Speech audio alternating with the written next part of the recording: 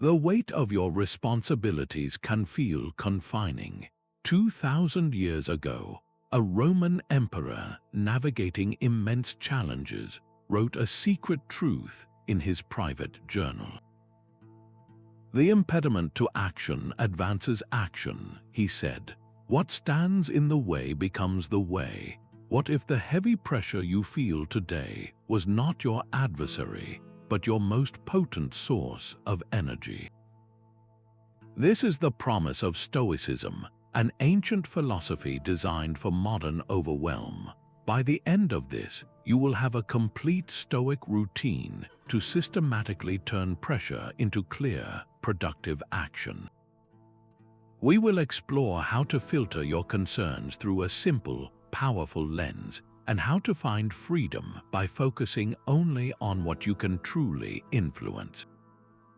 The real question is not how to escape pressure, but how to make it serve you. What does it feel like when pressure stops feeling like a danger? How do you typically start your day when you know pressure is waiting? Do you brace yourself, hoping to avoid the difficult moments? The Stoics proposed a radically different first step. They called it Premeditatio Malorum, the premeditation of challenges. This is not an exercise in pessimism or fear. It is a mental rehearsal, a way to prepare your mind for the unexpected by meeting it on your own terms first.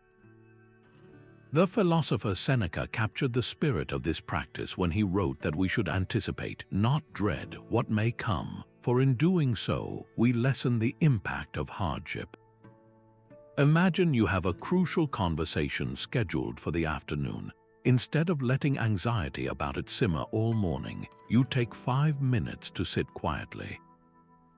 You visualize the room, the person, the potential for tension. You do not imagine it going perfectly. You imagine the other person being dismissive or raising a difficult objection. Then you see yourself pausing, taking a breath, and responding with clarity and respect, not with reactive emotion. By facing the potential difficulty in your mind, you disarm its power to surprise and unsettle you. The pressure of that conversation transforms from a threat into a prepared-for event, an opportunity to practice your virtue. What is one challenge you see on your horizon today? Take a moment to mentally walk through it. How does simply anticipating it without judgment begin to change your relationship with the pressure it brings? The first and most crucial step in transforming pressure is this simple filter. Pressure does not come from the events themselves, but from our tangled relationship with them, from fighting against forces we cannot command. The ancient Stoics offered a clear and liberating distinction, a tool to cut through that entanglement. Some things are within our control, while others are not. Your own judgments, your intentions, your efforts, and your values, these are your domain. The outcome of a project, the opinions of others, your reputation, or past events, these are not. The philosopher Epictetus began his entire teaching with this very idea, stating that our power lies solely in our choices and actions. Everything else, he noted, is not our concern. When you apply this filter, you are not giving up, you are strategically directing your energy. Consider the pressure of a major work presentation. You cannot control whether your client will approve the proposal. You cannot control a last-minute technical failure. You can, however, control the depth of your preparation, the clarity of your slides, the sincerity of your delivery, and your calm demeanor if a question arises that you cannot immediately answer.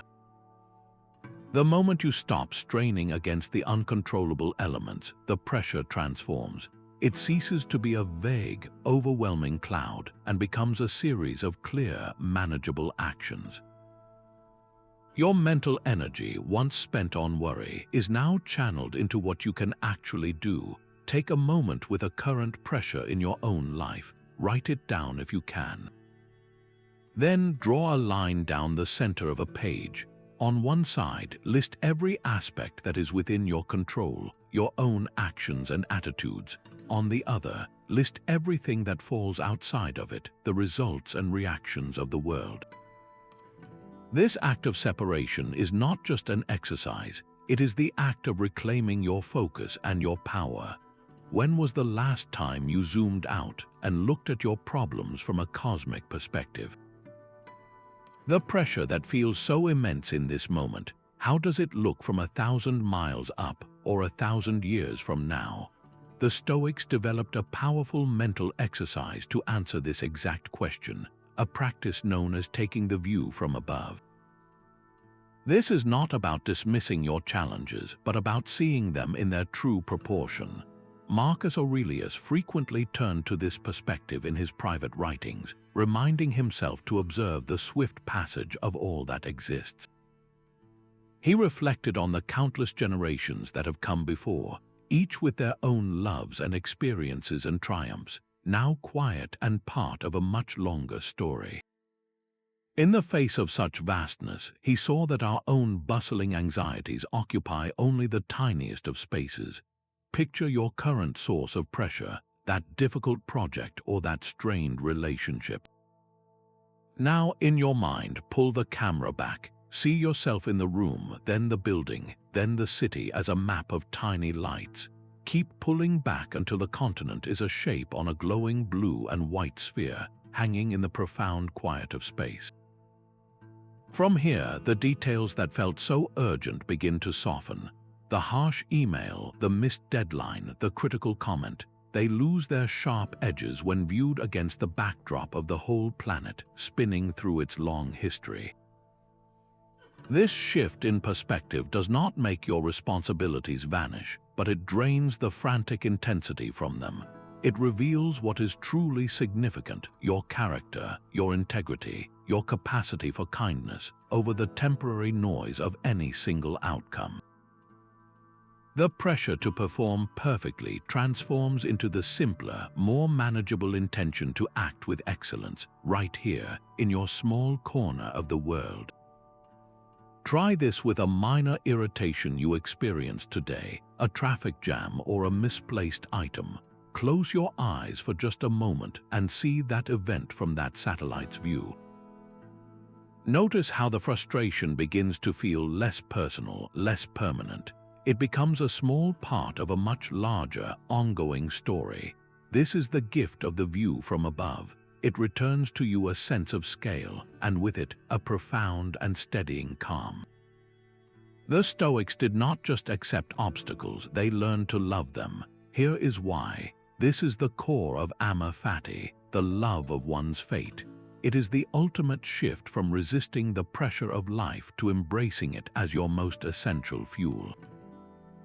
Where the previous practices help you manage and reframe pressure, Amor Fati invites you to welcome it, to see every event, especially the difficult ones, as a necessary and beneficial part of your path. The Roman Emperor Marcus Aurelius wrote in his Meditations that a blazing fire makes flame and brightness out of everything that is thrown into it. The challenges you face are not misfortunes. They are the very material the universe has provided for you to build a stronger, more resilient self. The pressure of a difficult conversation is the material for practicing courage. The frustration of a delayed project is the material for cultivating patience. Even a personal transition can become the material for a deeper understanding of compassion. This is not about pretending hardship feels good. It is about recognizing that it is through hardship that our character is forged. Think of a missed promotion or a project that did not succeed. The initial pressure and disappointment are real, but through the lens of Amor Fati, you can ask a different set of questions. What did this experience free me to pursue that I might have otherwise missed? What weakness in my preparation or character did it reveal, giving me a clear target for my growth? How did it strengthen my resilience for the next, even greater challenge? This setback is not a stop sign on your road. It is the road itself, redirecting you toward a destination you could not have seen from your old path. The 19th century philosopher Friedrich Nietzsche, who was deeply inspired by Stoic ideas, captured this spirit perfectly when he wrote his own challenge, to not merely bear what is necessary, but to love it. This is the final transformation of pressure, to see it not as an enemy to be defeated, but as a partner in your own development. So consider one recent setback in your own life, something that brought you a sense of pressure or frustration. Now, can you list 3 potential gifts hidden within that experience? Perhaps it taught you a new level of patience, or it revealed a true supporter you had overlooked, or it forced you to develop a skill you had been neglecting. In finding these hidden offerings, you are not just coping with pressure, you are learning to love the process of becoming who you are meant to be. Think of your mind as having a spam filter. This is how you activate it under pressure. The Stoics called this the Discipline of Assent, a crucial practice for intercepting the automatic thoughts that pressure triggers. It is the conscious act of inserting a deliberate pause between your first impression of a situation and your full judgment of it. Your initial reaction is not a command you must obey. It is merely a suggestion, a piece of data to be examined before you give it your consent. The philosopher Epictetus taught that we are troubled not by events themselves, but by the views we take of them. That immediate view, the one that rushes in to label an event as a major setback or a personal slight, is often the very source of our worry and frustration. The discipline of assent is your tool for questioning that initial broadcast. Imagine you receive an email with direct feedback on a project you poured your heart into. The immediate, automatic impression might whisper, "This is a rejection, I have fallen short, they do not value my effort." That impression carries a strong emotional charge, urging you toward a quick reply or a wave of uncertainty. But in that important moment, you activate the filter, you pause, you take one conscious breath and observe the thought, "I am having the impression that this feels like a rejection." You do not argue with it yet, you simply create a little space around it. In that space, you can then gently question the impression. Is this feedback truly a rejection, or is it simply information, perhaps not perfectly phrased? Can any part of it be useful for my growth? Is my value defined by this single piece of communication? By pausing, you move from being swept along by your reactions to steering your responses. The pressure of the moment transforms from a trigger into a point of choice. You reclaim the ability to decide what it means and how you will act. The next time you feel a rise of frustration in a conversation or a sense of worry before a meeting, practice this simple pause. Do not try to stop the feeling, just notice the story your mind is instantly telling you. In that small space of awareness, you will find a freedom you did not know you had. The freedom to choose your path forward, rather than having it chosen for you by a thought you have not yet considered. What if you could download your sense of pressure onto a page and transform it into a plan? This is the power of Stoic journaling, a practice far removed from simply recording the day's events. It is a structured method for working through the weight that builds up inside, allowing you to examine your own judgments and convert emotional energy into clear, thoughtful action. Writing creates a crucial space between you and your reactions. It externalizes the swirling thoughts, letting you see them from a slight distance, no longer as absolute truths, but as ideas you can question and refine. The very book we often quote, the Meditations of Marcus Aurelius, was not written for publication. It was his personal journal, a nightly ritual where he counseled his own mind, sorted through his impressions, and prepared himself for what the next day might bring. He was not just writing, he was practicing the art of self-governance. You can adopt this same practice with a simple 3-part prompt to use each evening. First, ask yourself what happened today that brought a sense of pressure. Write it down plainly, just the facts, as if you were a neutral observer. Second, ask, what was my immediate judgment about this event? Did I label it as a catastrophe, an injustice, a personal setback? This is where you identify the automatic thought your mind's filter would have caught. Third, and most importantly, ask, what could a wiser response look like tomorrow? This is not about self-criticism, but about constructive redirection. If your judgment was that a colleague's comment was dismissive, a wiser response might be to seek clarification with curiosity instead of assuming ill intent. This three-step process does not erase the pressure, but it systematically breaks it down from an overwhelming feeling into a series of understandable parts. The event, your narrative about it, and your chosen path forward. Tonight, before you end your day, take just 5 minutes with a notebook. Pick one single pressure point from your day and apply this framework. Write down what happened, then your judgment, and finally, sketch out one small, wiser action for tomorrow. In doing so, you are not just venting your feelings, you are actively rewriting your relationship with pressure, turning it from a source of stress into a source of strategic insight.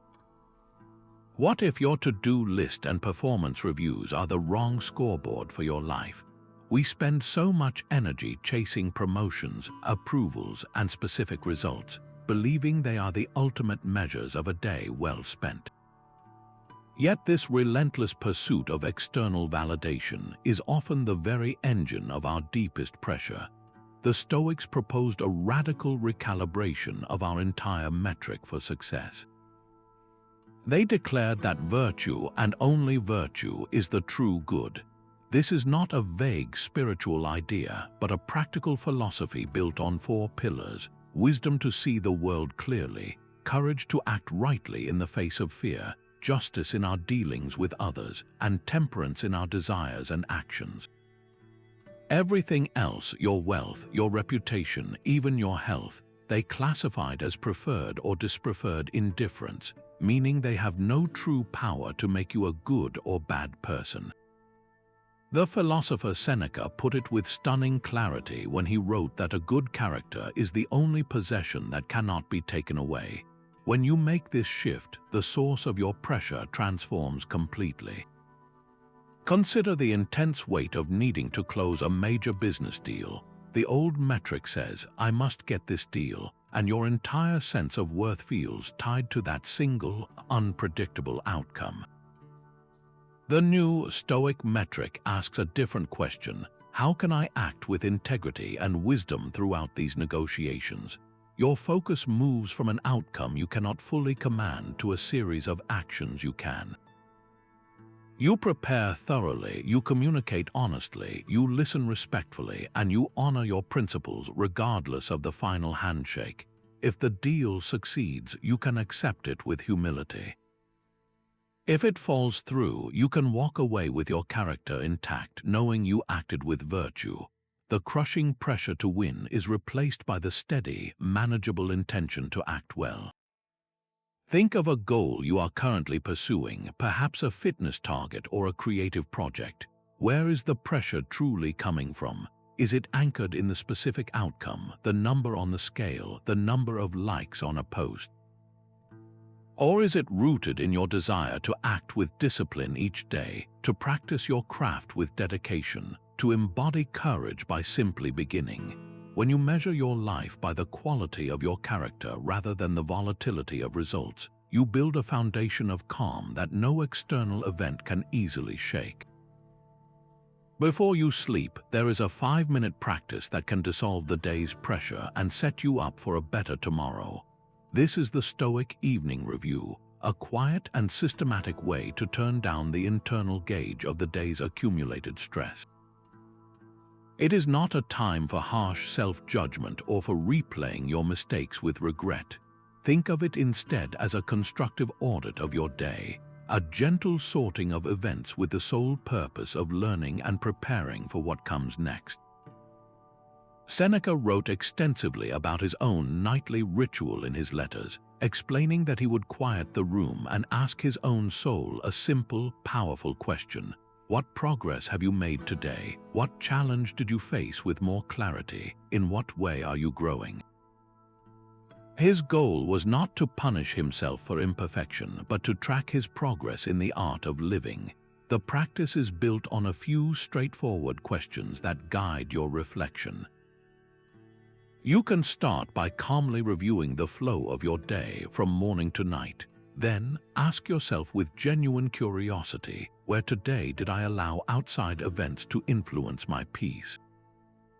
Did a passing remark from a colleague affect my mood for an hour? Did a sudden change in plans bring a wave of frustration? Noticing these moments is not about assigning blame. It is about recognizing where your inner calm was briefly overshadowed by something you could not control. The second, equally important question is this: where did I act according to my principles? Where did I exercise patience when it was difficult? Where did I choose kindness when it was not the easiest path? Where did I demonstrate courage by speaking a difficult truth?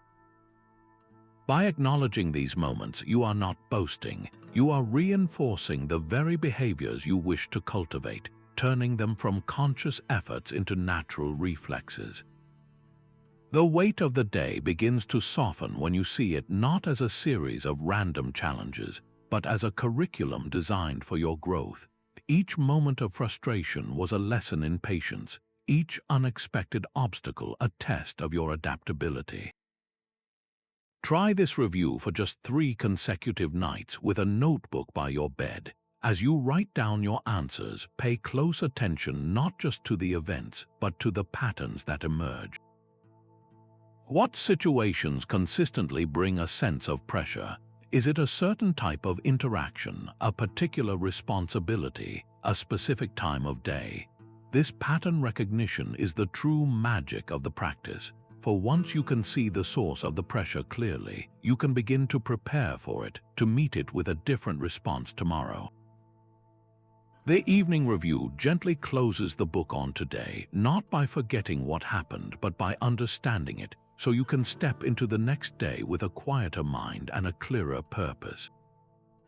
Try this simple shift. Instead of saying I am stressed, try saying I am having the thought that I am stressed. Notice the subtle but profound difference. The first statement feels like a permanent fact about your identity, a heavy weight you must carry. The second is simply an observation of a temporary mental event passing through your awareness. This is the practice of cognitive distancing, a modern psychological technique with deep roots in ancient wisdom. It is the act of labeling your thoughts to see them for what they truly are, not absolute truths, but suggestions, stories, and interpretations that you are free to examine. A philosopher from long ago offered the core of this idea 2,000 years back when he taught that we are not disturbed by things, but by the views we take of them. Your thought is just a view, a single perspective that you can choose to hold at arm's length and question. When a pressure-inducing thought arises, like I am going to fail this presentation, it carries an immense emotional charge. It feels like a prediction of an inevitable future, and your body reacts as if that future is already happening. Now, apply the label. Say to yourself, I'm having the thought that I am going to fail. This small linguistic change creates a crucial space. It inserts a pause between the thought and you, the observer of the thought. In that space, you regain your footing. You can look at the thought, I am having the thought that I am going to fail, and ask new questions. Is this thought helpful? Is it based on all the evidence or just my current worry? What is a more balanced or useful thought I could choose to hold instead? The thought loses its command over your nervous system and becomes simply one piece of information among many. The next time you feel a wave of pressure today, catch the specific thought behind it. It might be my boss is disappointed in me, or this problem is impossible to solve. Silently, in your mind, rephrase it. I am having the thought that my boss is disappointed. I am having the thought that this is impossible. This is not about denying the feeling, but about changing your relationship to it. You are no longer drowning in the thought, you are standing on the shore, watching it come and go.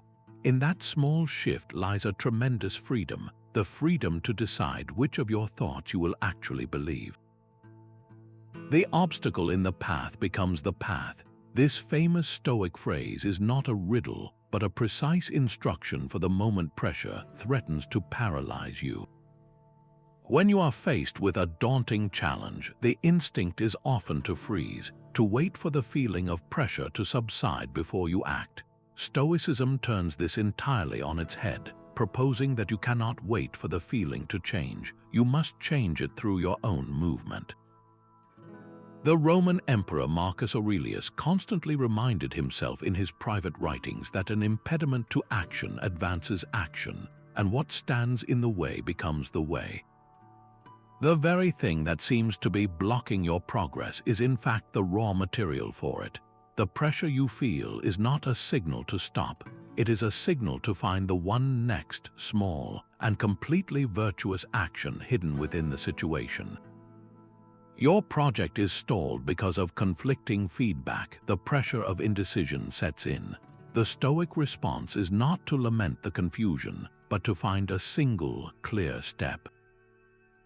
That step might be to schedule a 10-minute call with one colleague to clarify just one point of confusion. That small action, rooted in the virtue of wisdom and courage, is the path forward. It transmutes the vague pressure of the obstacle into the concrete progress of a step taken. History offers a profound example in the life of the philosopher Seneca. After years as an advisor to the emperor, he was implicated in a conspiracy and faced a final transition. Confronting this ultimate challenge, he did not rage against the injustice. Instead, he turned his final hours into a demonstration of his philosophy, using the event as the path itself. He calmly discussed life and its meaning with his friends, and by his composed acceptance, he transformed a personal difficulty into a lasting lesson on courage and the proper use of one's time. His story reminds us that no obstacle, however severe, is beyond the reach of this principle. The obstacle itself provides the context for your action. So look at a current obstacle in your own life, a source of pressure that feels immovable. Now set aside the entire, overwhelming problem for a moment. Ask yourself this one question: what is the single, smallest step I can take right now that would be a virtuous act, an act of courage, clarity, or kindness directed at this very challenge? That step, no matter how minor it seems, is not a way around the obstacle.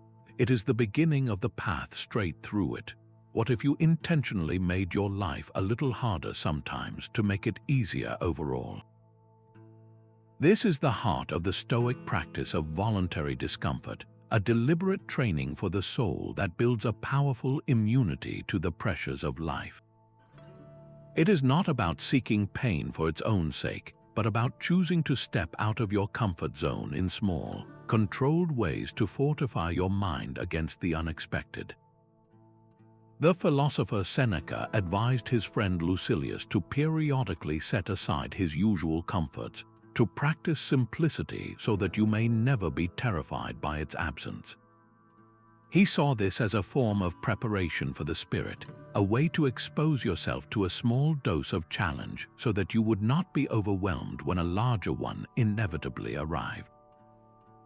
The goal is to prove to yourself that you can handle difficulty, that your peace is not dependent on perfect external conditions. Think of it like building a muscle. You would not try to lift the heaviest weight on your first day at the gym. You start with lighter weights, and through consistent practice you grow stronger. Voluntary discomfort is the mental and emotional equivalent of that training. It prepares you for the day your project is suddenly cancelled or an unexpected bill arrives by showing you that you can endure and even thrive amidst minor inconveniences. The practices themselves are simple and safe. You might choose to take a cool shower for the final minute of your morning routine, not to push yourself too hard, but to practice commanding your own reaction to an unfamiliar sensation.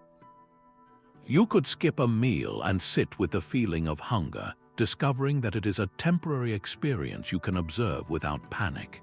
Perhaps you take a longer, more challenging route on your daily walk, or you choose to spend an evening without any digital entertainment, simply sitting with your own thoughts. Each of these small acts is a vote for your own resilience. They teach you that comfort is a preference, not a necessity for your well-being. This week, choose one small voluntary challenge to introduce into your life. It should be something minor but noticeable, something that pushes you just slightly beyond your automatic routines. As you do it, pay close attention to what happens inside you. Notice the initial resistance, and then observe the moment you realize you are okay, that you are more capable than the circumstance.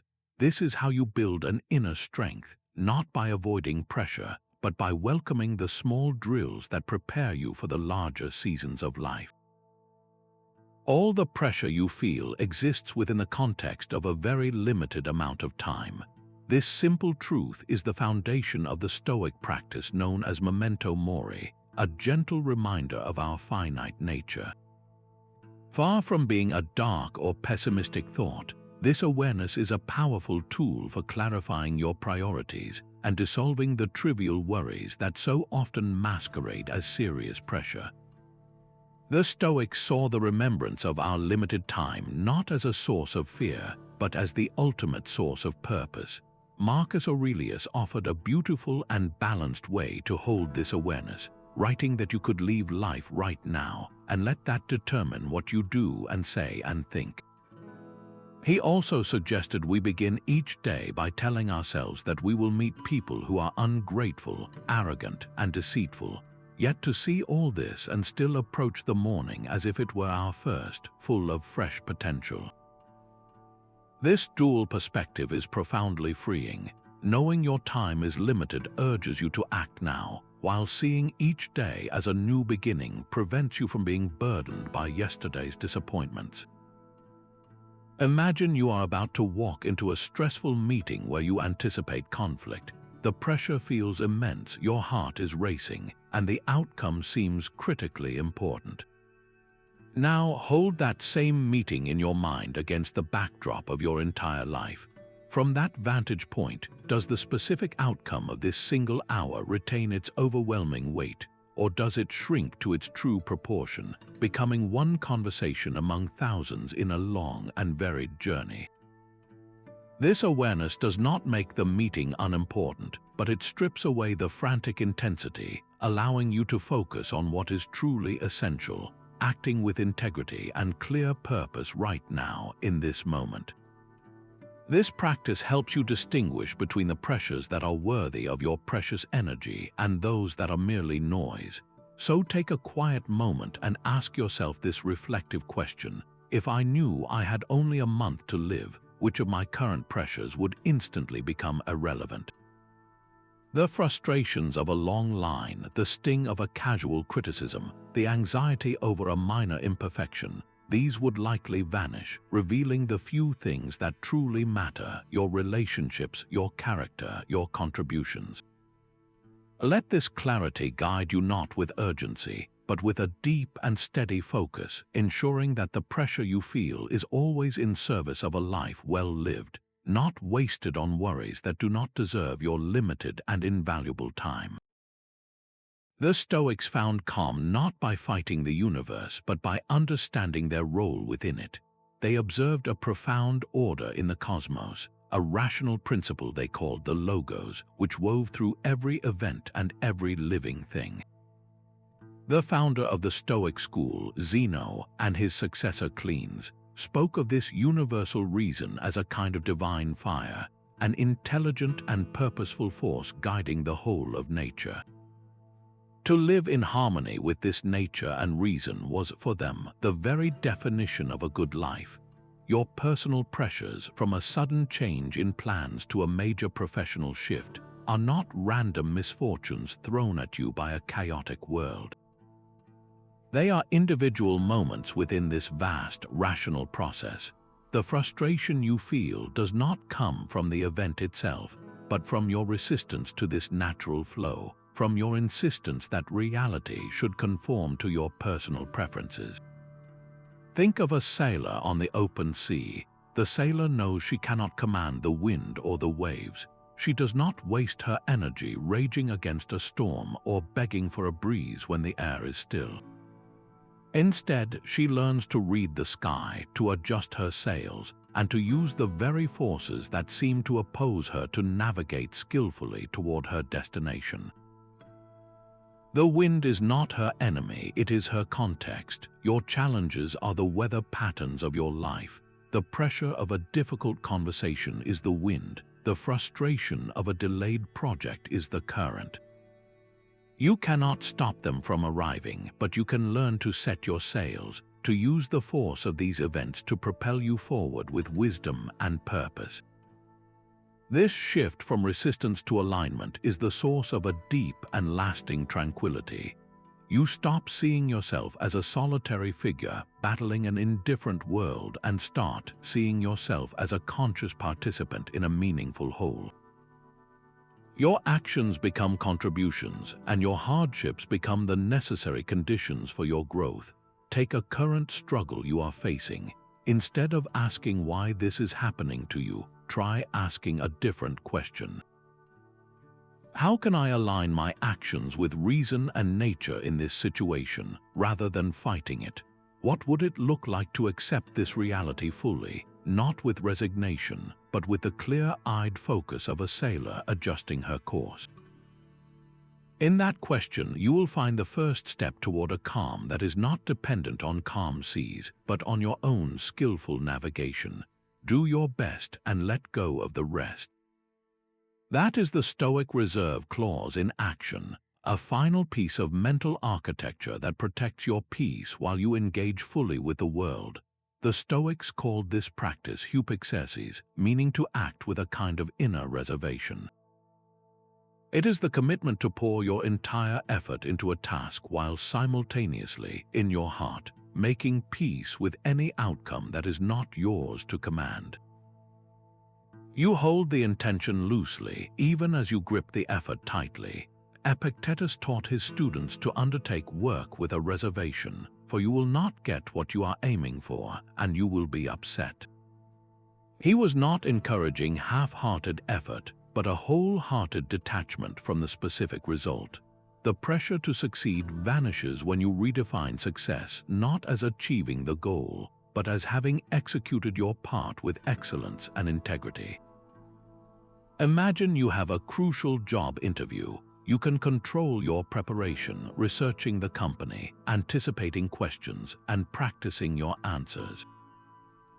You can control your punctuality, your attire, and the sincerity you bring to the conversation. The reserve clause asks you to do all of that with total commitment.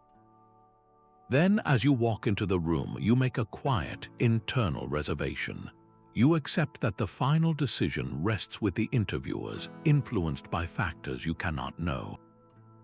This mental shift is liberating. It allows you to be fully present in the conversation, listening and responding authentically, because you are no longer burdened by the desperate need to be chosen. You are there to offer your best self, and you have already made peace with their response. The quality of your engagement becomes the entire point, freeing you from the anxiety of an unpredictable result. Think of a goal you are actively pursuing right now, perhaps a fitness milestone or a creative project. Take a moment to mentally rehearse this reserve clause. Acknowledge the full extent of your own effort, the daily actions you can control. Then, consciously practice accepting any outcome. See yourself continuing your path with purpose, whether the external result matches your hope or not. In that acceptance, you will find the pressure to achieve transforms into the quiet power to act. Feeling alone under pressure, the Stoics had a concept that dissolves that isolation. It is called Sympatheia, the profound understanding that everything in the universe is woven together in a single, living fabric. Your personal struggle is never truly just your own. It is a single thread in a much larger tapestry connected to countless others. This perspective does not diminish your challenge, but it does lift the crushing weight of solitary responsibility. Marcus Aurelius returned to this idea again and again in his private writings, reminding himself that the world is a single living being with a single substance and a single soul. He saw himself not as a lonely emperor, but as a citizen of the great city of the universe, intimately linked to every other person and thing. Your frustration in a traffic jam connects you to every other driver navigating their own morning. The pressure of a looming deadline ties you to the entire team working toward a shared goal, and even to the clients whose needs you are striving to meet. When you internalize this interconnectedness, your relationship with pressure transforms. The problem is no longer a solitary burden you must heroically bear, but a shared node in a network of mutual effort. Consider a project at work that feels overwhelming. The old narrative might be, I have to solve this all by myself, and the pressure builds in that lonely space. The new narrative, informed by Sympatheia, asks, how does this challenge connect me to my colleagues, and how can we address it together? The dynamic shifts from a solitary siege to a collaborative mission. The energy you once spent on feeling isolated is now available for reaching out, for asking for a fresh perspective, or for simply recognizing that you are part of a larger effort. This week, take one specific pressure you are carrying. It might be a difficult conversation you need to have or a personal goal you are pursuing. Now, trace its connections. Who else is involved in this situation, directly or indirectly? How does your handling of this pressure affect them, and how might their actions and perspectives support you? In seeing the web of relationships around your challenge, you replace the loneliness of pressure with the solidarity of a shared purpose.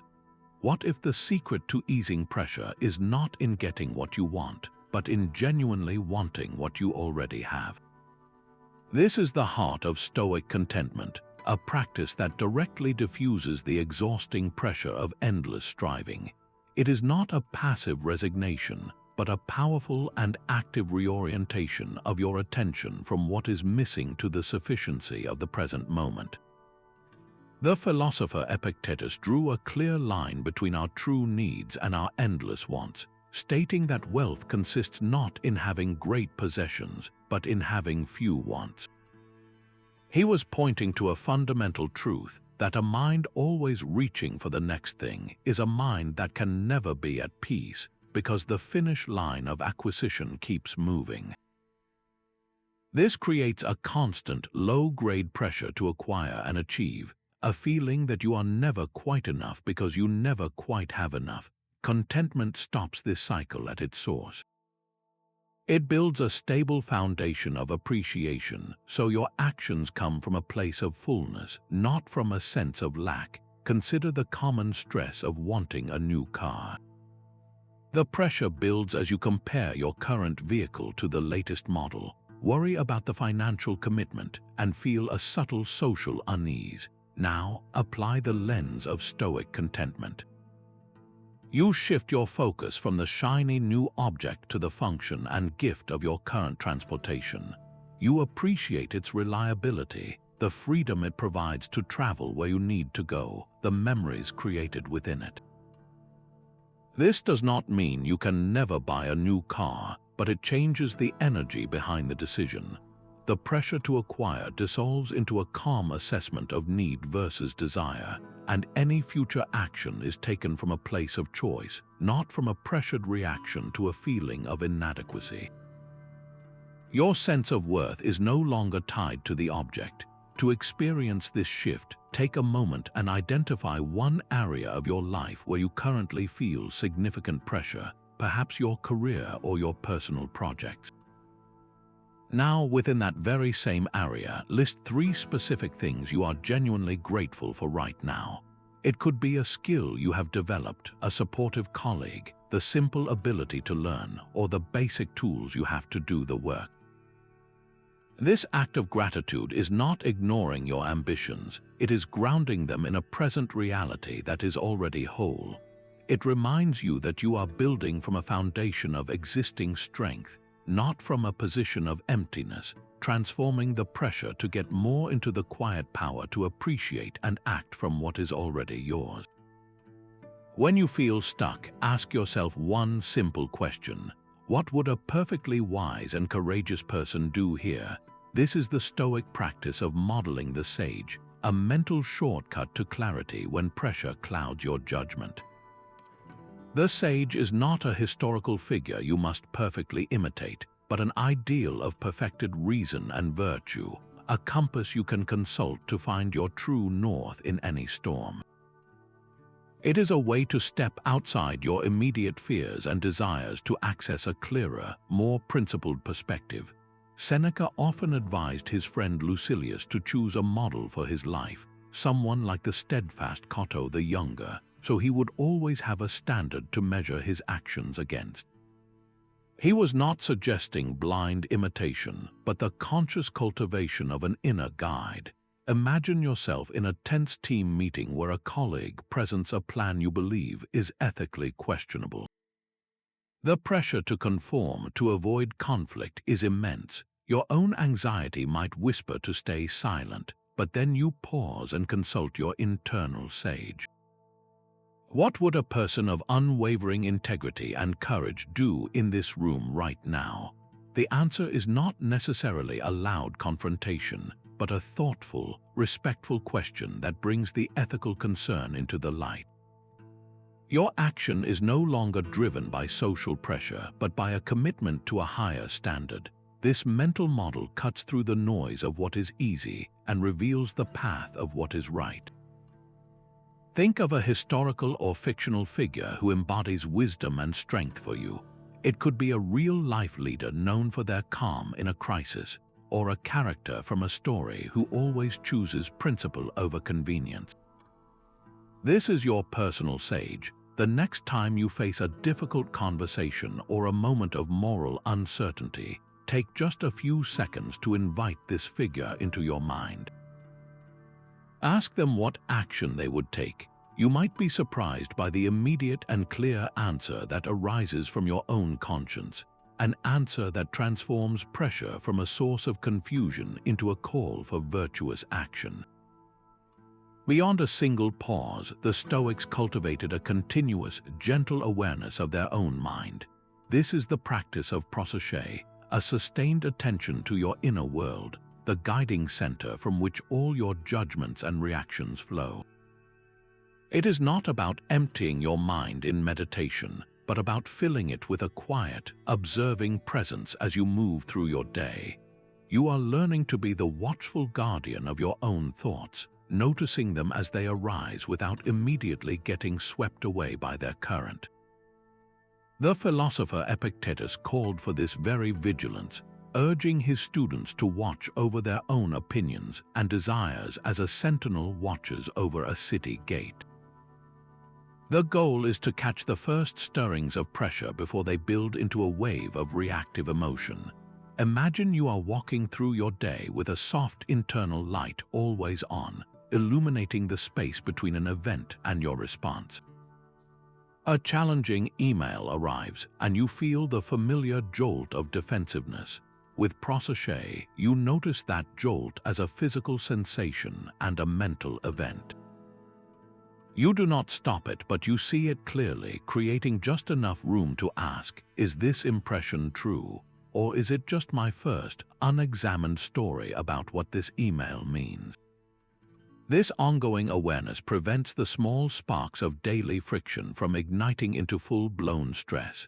To build this skill, try setting 3 random, gentle reminders on your phone throughout your day. Do not label them with anything demanding. When the alert chimes, let it be a simple cue to check in. Pause for just one breath and ask yourself, what is the quality of my mind right now? What was my last automatic judgment? Was it a thought of impatience in line at the coffee shop, a flash of concern about an afternoon meeting, a subtle comparison to a colleague's success? Do not judge what you find, simply note it with curiosity, as if you were a scientist observing interesting data. This is how you train the muscle of Prosoche. Tomorrow, challenge yourself to practice this checking in at 3 random moments. Keep a small mental note or even jot down a word about what you discovered in that brief pause. You might find that the simple act of noticing your mental state begins to loosen its grip, returning to you a sense of choice and calm you did not realize you had lost. Seneca wrote an entire book on anger because the Stoics saw it as a temporary madness that destroys our capacity for effective action.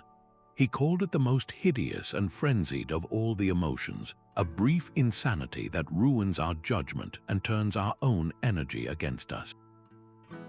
The Stoic framework for managing this reaction begins with a simple but profound understanding. Anger does not spring directly from an event. It blooms from the fertile soil of our own judgment about that event. Specifically, it arises from the unexamined belief that we have been wronged, that an injustice has been committed against us personally. Seneca put it plainly when he wrote that anger is a confession of error, a sign that our reasoning has been overthrown. The person whose action affected you was likely acting from their own lack of awareness or inner struggle, not from a calculated desire to cause difficulty. To ease the anger, you must first adjust the perspective that feeds it. Picture yourself stuck in an unexpected traffic jam when you are already late for an important meeting.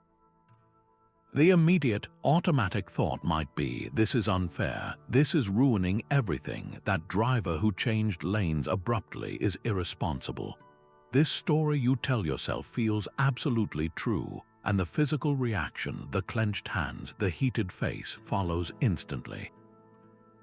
The Stoic intervention happens in the space between that thought and your reaction.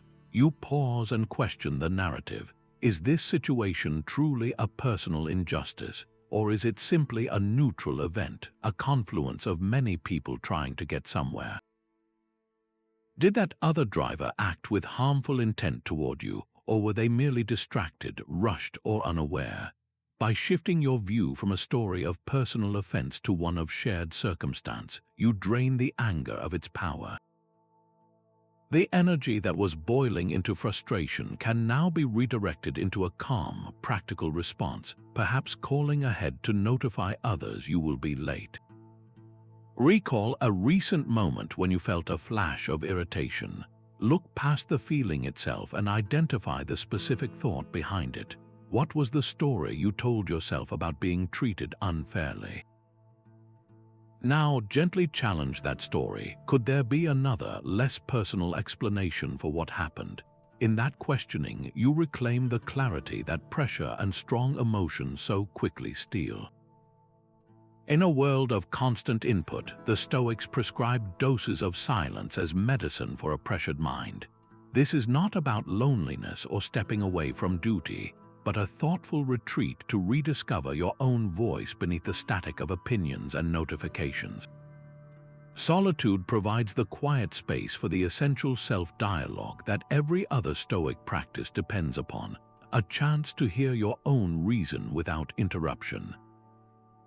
Marcus Aurelius, despite the endless demands of an empire, deeply valued his moments of retreat and self-communion, writing that people seek retreats for themselves in the country, by the sea, or in the mountains, but you can possess a retreat whenever you will by going into your own soul.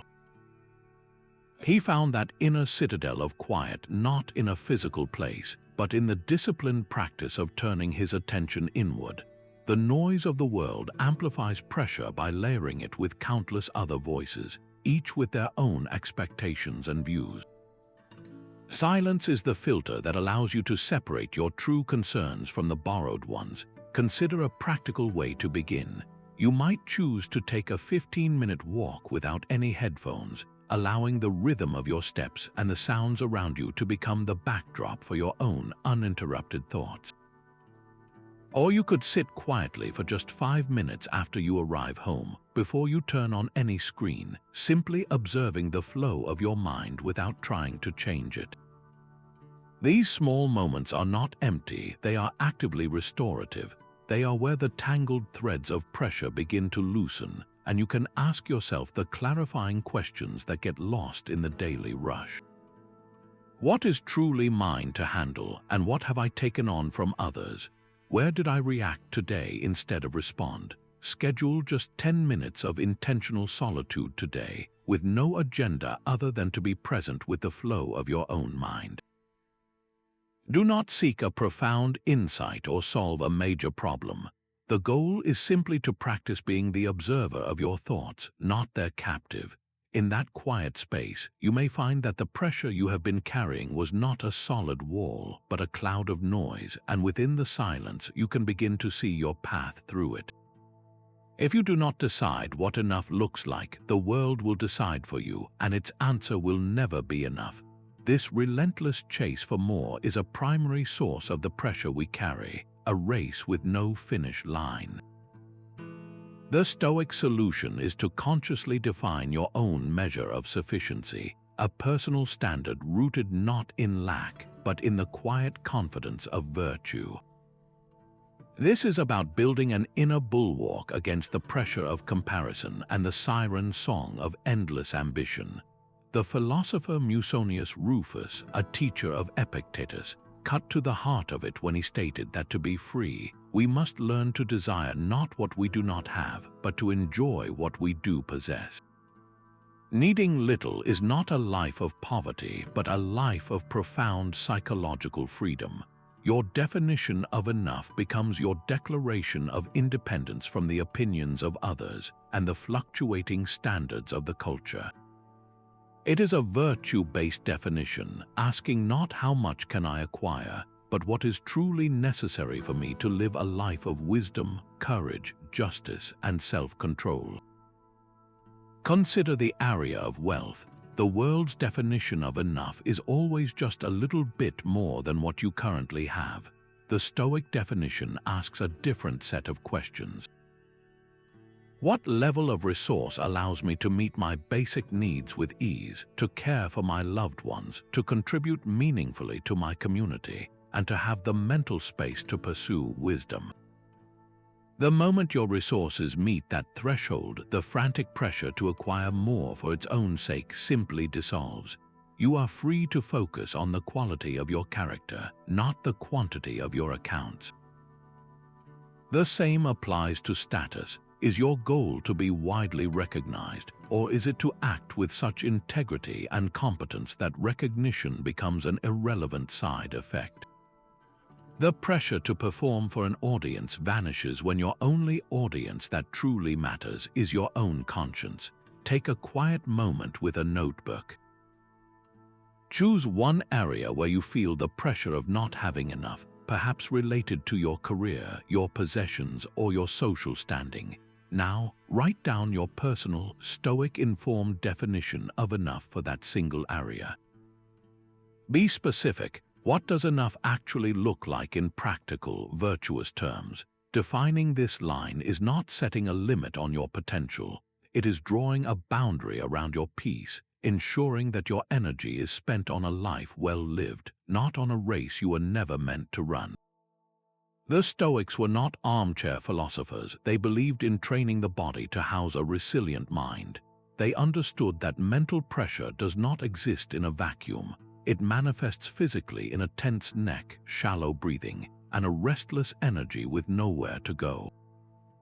To fortify the mind against these pressures, they insisted on strengthening the very vessel that carries it. The teacher Musonius Rufus was clear on this point, asserting that it is fitting for a philosopher to practice with the body as well as the mind, for the two must work in harmony for a virtuous life. Physical exertion is a direct tutor in discomfort tolerance. When you push through the final few minutes of a demanding walk or hold a challenging posture, you are not just building muscle. You are having a conversation with your own resistance, learning firsthand that the feeling of strain is not a command to stop, but a sensation to be observed and managed. This lesson translates directly to your mental world. The endurance built on a morning run becomes the same endurance that allows you to sit with a difficult problem at your desk without being ruled by the urge to escape. Simple physical practices become anchors for a pressured mind. The conscious act of sitting up straight, of squaring your shoulders when you feel overwhelmed, is not just about posture. It is a physical signal to your nervous system that you are steady and in command. The deliberate control of your breath, taking one slow, deep inhalation when tension rises, is a direct intervention on your body's stress response, calming the heart rate and clearing the mental static. These are not separate from your philosophy. They are its practical application in the language of the body. How do your own physical habits shape your daily experience of pressure? Consider the connection between a night of poor sleep and your shortened patience the next day. Reflect on the difference in your mental clarity after a day with movement versus one spent entirely seated. Your body is not merely a container for your thoughts. It is the amplifier or the dampener of every challenge you face. What is one small, physical commitment you can make this week, not for the sake of appearance, but to build a more resilient vessel for the mind that must navigate your unique pressures? Let's go beyond a simple question and spend a moment truly embodying the sage. Close your eyes if you feel comfortable, or simply soften your gaze. Think of that figure you chose, the one who represents wisdom and strength for you. Now, do not just picture their face. Feel yourself stepping into their presence, noticing how they carry themselves. Is their posture relaxed yet alert? How do they breathe when faced with a difficult moment? Notice the calm in their eyes, a stillness that comes not from the absence of challenge, but from a deep trust in their own capacity to meet it. This is the Stoic practice of modeling virtue made real, a way to internalize qualities not by force, but by gentle, deliberate imitation. We are not trying to become that person, but to awaken those same potentials within ourselves. Now, bring to mind a specific current pressure in your own life. See the entire situation unfolding. Watch as your sage enters this scenario. How do they listen to the other person involved? Is it with defensive impatience or with a profound, focused attention that seeks first to understand? When they speak, hear the tone of their voice. Is it laced with frustration, or is it measured, clear, and respectful, even when sharing a difficult truth? Observe how they handle a sudden shift within this scenario. Do they tense up and complain, or do they pause, accept the new reality without protest, and immediately begin looking for the one next, right step hidden within the obstacle? Their entire being is a lesson in applied philosophy. They are not free from pressure, but they are free from being controlled by it. Their calm is a choice, their clarity a discipline. Now, gently step back into your own perspective, carrying that image with you. What is the one quality you witnessed in your sage that you feel a pull to cultivate more strongly in your own life this week? Is it their unwavering patience, their courage to speak with honesty, or perhaps the quiet dignity with which they accept what they cannot change? That quality is not a distant ideal. It is a seed already within you, waiting for the conscious choice to nurture it with your attention and your actions. For the Stoics, being kind was not just a pleasant gesture, it was a non-negotiable requirement of a life lived according to nature. They saw the universe as a single interconnected community of rational beings, and our fundamental duty was to act for its common good. This transforms kindness from a feeling that comes and goes into a disciplined practice of justice, a conscious choice you make regardless of your mood or the pressure you are under. Your obligation is to act with benevolence because it is the rational thing to do for the whole to which you belong. Marcus Aurelius constantly drilled this into his own mind, writing private notes to be patient with the unaware and to deal kindly with unjust people, for they are your kin, and they act out of ignorance of what is good and bad. He was not suppressing his frustration, he was redirecting his energy toward his duty, which was to contribute to the social order with understanding. When you are facing the weight of a deadline or a difficult project, your attention can contract into a narrow tunnel of self-concern, amplifying every worry. The Stoic duty of kindness gently pulls that focus outward. In a high-pressure team environment, a leader gripped by personal performance anxiety might micromanage, become short-tempered, or withdraw. But a leader who remembers their Stoic duty shifts their entire focus from how they are being perceived to how they can support and enable their team. They ask, what does this person need to do their best work? How can I remove an obstacle for them? What word of genuine appreciation can I offer? This reframe is profoundly liberating. The pressure to be perfect dissolves into the practical, manageable task of being useful. The energy that was feeding your own anxiety is now channeled into productive, other-regarding action that actually moves the project forward. Your value is no longer tied to a flawless outcome, but to the integrity of your effort and your contribution to the group. Today, identify one situation where you feel a sense of pressure, perhaps a tense meeting or a crowded commute. Your challenge is to perform one small, unexpected act of kindness within that very context. It does not need to be grand. It could be actively listening to a colleague without interrupting, letting someone merge in traffic without frustration, or offering a sincere compliment to the person who made your coffee. Notice how this deliberate act of focusing on another person, even for a moment, alters the internal pressure you feel, reconnecting you to your role in the wider human community. The past is gone, the future is uncertain. Your power exists only in this single, present moment. This is the foundational ground of Stoic action, the only place where your will can ever truly operate. Anxiety is a debt you take out on a future that may never come, while regret is a weight you carry for a past you can no longer change.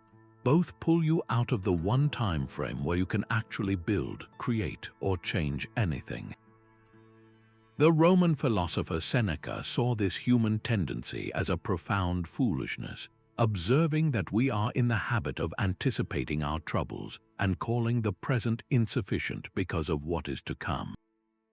We lose the day in waiting for the night, and the night in fearing the dawn, sacrificing the only real possession we have for imaginary ones. Consider a writer facing the immense pressure of a book deadline.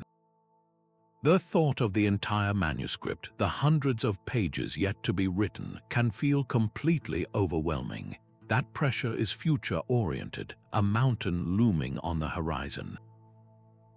The Stoic writer does not stare at the mountain. They lower their gaze to the page in front of them and ask, what is one good sentence I can write right now?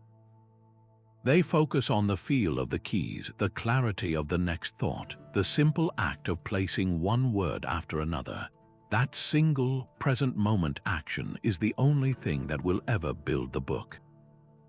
The mountain is climbed one deliberate step at a time, and the only step that ever matters is the one you are taking. Your own pressures thrive in the abstract space of what might happen or what has already occurred. The frustration over a past mistake at work has no substance. It is a ghost draining your current energy. The worry about a presentation next week is a story you are telling yourself, a fiction that tightens your chest in this very moment. Your freedom lies in recognizing that the past and future are mental concepts, while your life is happening here. What is one small, concrete action you can take right now to address a current pressure in your life? It does not need to solve the entire problem. It only needs to be a single, manageable step taken in the present. Perhaps it is sending one email to request clarification, spending 5 minutes organizing your workspace, or simply stating your intention for the next hour aloud. If it is possible for you to do that one thing immediately, give yourself the gift of that action. Do not plan to do it later. Later is not a time you possess. This moment is your only field of action, and within it lies all the power you will ever need. Go outside and watch a leaf fall. The Stoics would say that leaf has a lesson for you about handling pressure. Its journey from branch to ground is a quiet display of acceptance, a natural letting go that is neither tragic nor rushed. This is the heart of studying nature, to learn from its processes how to meet the inevitable changes in our own lives with the same calm dignity. The pre-Socratic philosopher Heraclitus, whose ideas deeply shaped Stoic thought, famously observed that everything flows and nothing abides. You cannot step twice into the same river, for fresh waters are ever flowing in. He was not speaking only of rivers, but of reality itself, a constant state of becoming where the only true constant is change itself. Our resistance to this fundamental law is the source of so much of our internal pressure. We want our careers to follow a straight, upward path, our relationships to remain in a state of perpetual harmony, and our health to be an unchanging fact. Nature shows us a different truth, one of seasons, of cycles, of transitions that nourish new growth. The fallen leaf returns to the earth, providing the foundation for the next spring's buds. A river carves a new path around a fallen log, often creating a more interesting and beautiful course. When you internalize this, your relationship with personal upheaval begins to soften. A sudden shift in your job responsibilities is no longer a catastrophe that disrupts a static plan, but a natural redirection, a new current in your professional river. The end of one chapter in a relationship is not a failure, but the necessary space for a different kind of connection to form, or for your own personal growth to take root. The pressure to keep everything the same is replaced by a curiosity about what this new season might bring. This week, give yourself the gift of 10 minutes in a natural setting, whether a park, a garden, or simply by a window with a view of the sky. Do not bring your phone, just observe. Watch the clouds reform, listen to the rhythm of the wind, notice how the light shifts from moment to moment. As you do, bring to mind one specific source of pressure in your life that is tied to a change you are resisting. How does witnessing the effortless, beautiful impermanence all around you begin to alter the weight of that resistance? You do not have time for the pressure to paralyze you. Your life is happening now, not in some distant future when conditions feel perfect. We often think of our limited time as a source of anxiety, but the Stoics flipped this perspective entirely, turning it into the most powerful motivator for decisive action. Procrastination and worry are luxuries you cannot afford, not because life is short in a frightening way, but because it is precious and waiting is a form of wasting it. Seneca, in his piercing work on the shortness of life, argued that life is long enough if you know how to use it. He observed that we are not given a short life, but we make it short by squandering it. The pressure you feel to get everything just right before you begin is the very thing that steals the time you are trying to protect. This awareness of life's finitude is not meant to fill you with dread, but to energize you with a profound sense of purpose. It cuts through the fog of indecision like a clear, sharp blade. Imagine you have been weighing a career shift for months, held back by the pressure of the unknown, the fear of financial instability, or the discomfort of starting over. The thought of your limited time, when held not as a threat but as a truth, changes the question entirely. It stops being "what if I fail" and becomes "if not now, when?" The potential regret of inaction suddenly carries more weight than the temporary discomfort of taking a chance. This same principle applies to a difficult conversation you have been avoiding. The pressure of the confrontation feels immense, so you delay, letting the issue linger. But remembering that your days are numbered asks you a simple, direct question. Is this a burden you want to carry for another week, another month, another year? The decision to act, to have that conversation today, becomes an act of freeing your future self from that particular weight. The energy you once spent on managing the anxiety of avoidance is now channeled into the single, virtuous act of communication. What one thing have you been putting off due to pressure or fear that you could decide to act on this week? It does not need to be a monumental life change. It could be finally scheduling that doctor's appointment, having a clarifying talk with a partner, or submitting an application you have been perfecting for too long. Choose one postponed action and see it not as a task, but as a gift you are giving to the person you are becoming, a step taken in the only time you are ever guaranteed to have. Whether it is a biting critique or glowing praise, the Stoics had the same internal recipe for handling it. They saw both as external events, mere opinions floating in the world, with no inherent power to define your worth or shake your inner peace unless you granted them that power. Your self-respect is built on the solid ground of your own character and actions, not on the shifting sands of what others happen to say about you today. Epictetus offered a brilliantly simple test for any feedback that comes your way. If anyone tells you that a certain person speaks ill of you, he advised, do not make excuses about what is said, but answer, he was ignorant of my other faults, else he would not have mentioned these alone. This is not about arrogance, but about a profound understanding that another person's words are simply data to be examined with your own reason.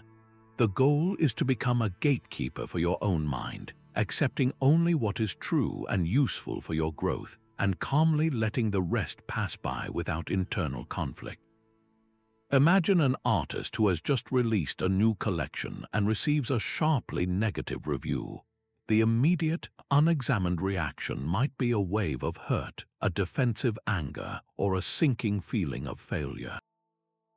The Stoic artist pauses. They read the review not as a personal verdict but as a collection of statements. They then apply their internal filter, asking two questions. Is any part of this critique objectively true? Does it point to a technical flaw in my perspective or a lack of clarity in my composition that I can learn from? And second, is the feedback useful for my growth? Or is it merely an expression of personal taste or a poorly articulated opinion? The artist might find one valid point about color contrast they can use to improve their next piece, while calmly discarding the reviewer's claim that their work lacks soul, recognizing that as a subjective judgment with no practical value. The emotional sting loses its force when the critique is no longer seen as an attack, but as a mixture of noise and potential signal. Take a moment to recall a recent criticism you received, perhaps from a colleague or even from your own inner voice. Can you separate the event itself from your immediate emotional reaction? Now apply the Stoic evaluation. Write down the criticism plainly. Next to it, write down what part, if any, is objectively true and useful for your development. Finally, consciously decide to release the rest, the tone, the personal judgment, the emotional weight, as external noise that does not belong to you. In that act of discernment, you reclaim your peace and your power to define your own progress.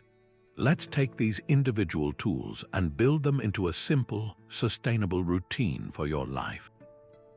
A Stoic day is not a rigid sequence of complex rituals, but a gentle rhythm of returning your attention to what truly matters, again and again. The goal was never perfection, but consistent practice, a commitment to smoothing the rough edges of your character with each sunrise. Marcus Aurelius himself, with the weight of an empire on his shoulders, wrote that the secret is to act justly, to speak truthfully, and to see the obstacle as the path, but to do all of this willingly, promptly, and without hidden motives. This is the spirit of a routine, to make these responses your willing and prompt default. Consider a sample structure, a framework you can mold to your own circumstances. Your Stoic morning could begin with just 5 minutes of quiet premeditation. Before you check your phone, before the day's demands rush in, sit with your coffee and mentally walk through the potential challenges ahead, not with worry, but with calm preparation. Follow this with another 5 minutes of journaling, perhaps writing down one intention for the day, rooted in a virtue you wish to embody, such as patience in a specific meeting or courage in a difficult conversation. Then, as you move through your day, your practice becomes a series of gentle pauses. Let the chime of a random phone alert be your cue for a single breath and a moment of prosoche, that quiet check-in with the quality of your mind. When pressure arises, activate the filter, asking what is within your control and what is not. Finally, your Stoic evening is a 5-minute review. Look back on the flow of your day with a kind and curious eye. Where did you act according to your principles? Where did an external event sway your inner calm? This is not a test you pass or fail. It is a conversation with your growing self.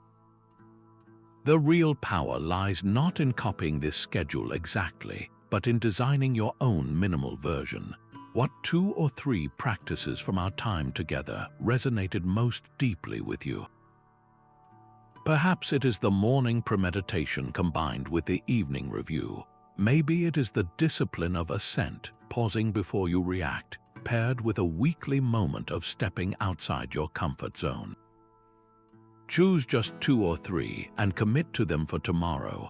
A simple, consistent beginning is far more powerful than a complex plan you abandon by week's end.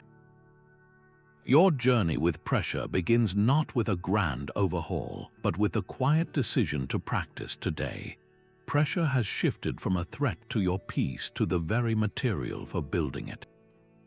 This entire journey rests on a few profound realignments, seeing clearly what is yours to command and what is not, learning to love your path as the perfect curriculum for your growth, and anchoring your power in the single, decisive present moment. The freedom you seek was never about removing pressure, but about changing your relationship to it, discovering an unshakable strength that circumstances cannot touch. The philosopher Epictetus, who began his life in a situation beyond his control, left us with a truth that echoes across the centuries. He said, "No one is free who is not master of himself." Your arena is your own mind, and within it you can always choose to find the way through any obstacle. Remember, this is not a destination you arrive at, but a practice you return to day after day. Every fresh wave of pressure is not a sign that you have fallen short, but a new invitation to apply these principles, to smooth another rough edge of your character, and to build a life of purpose from the raw material of daily challenge. We would love to hear which Stoic practice has begun to change your own relationship with pressure. Share your experience in the comments below, and let us continue this conversation as a community, learning and growing together on the path.